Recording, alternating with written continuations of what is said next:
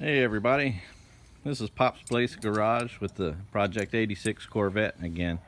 It's been running really well, but on my second trip out, the alternator failed.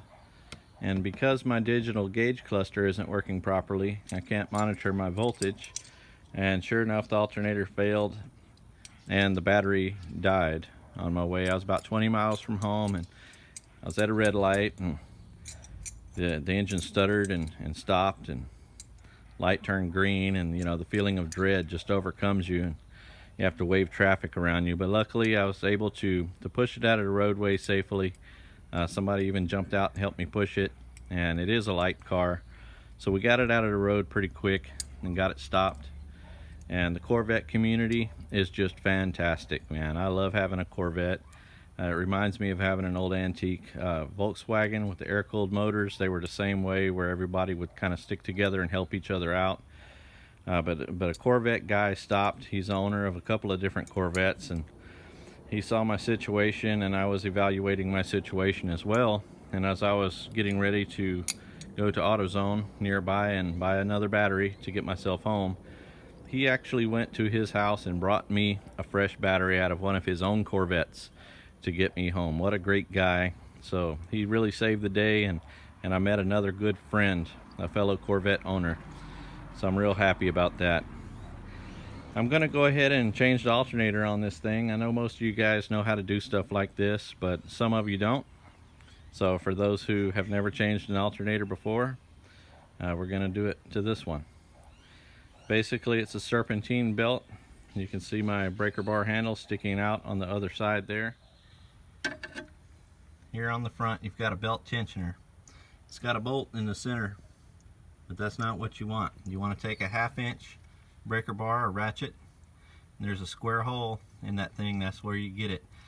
So I'll put my breaker bar in there, and I just turn this thing clockwise.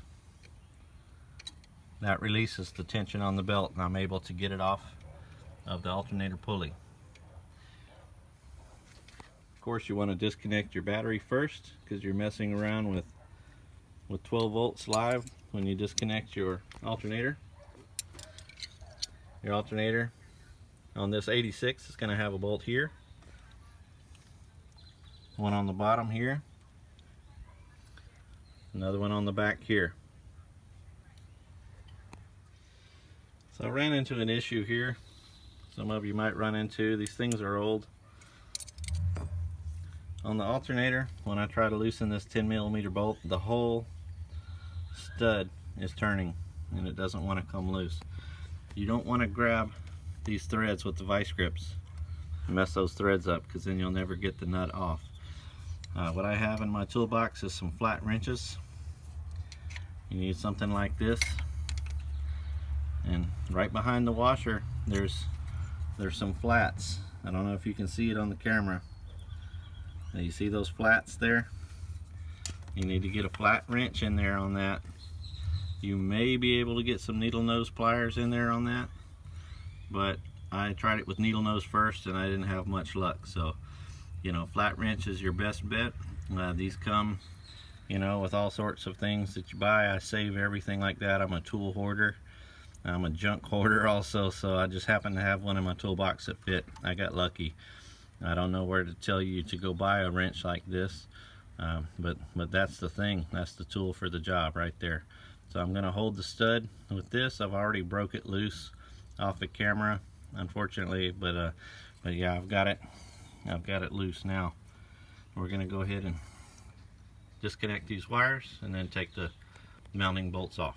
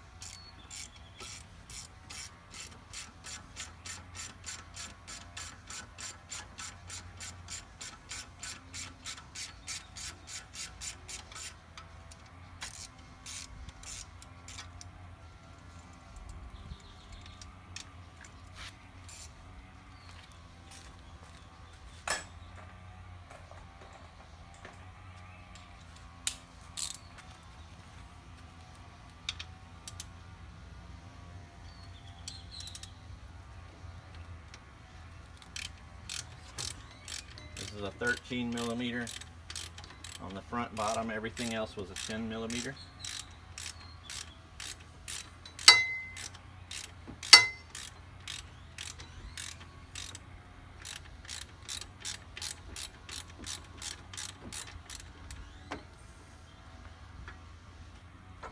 When you go to buy a new alternator, they're going to want a core if you go to a local parts store, so that's why I'm taking it off first. So I've got this off. Before I took this off, I did test my battery with the engine running, and it was showing about 11.5 volts with the engine running and right around 12 volts with the engine off, so that's telling me that it's not charging. If your alternator is charging, it's going to show around 14 volts with the engine running, and 12 volts with the engine off. It's a good way to tell. On the Corvette and a lot of cars, there is a fusible link somewhere between the alternator and the battery.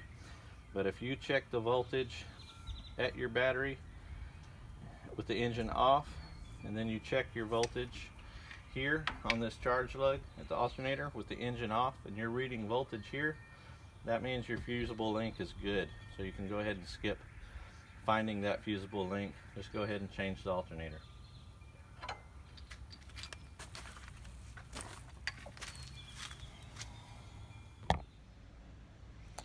Well, a new alternator came in today.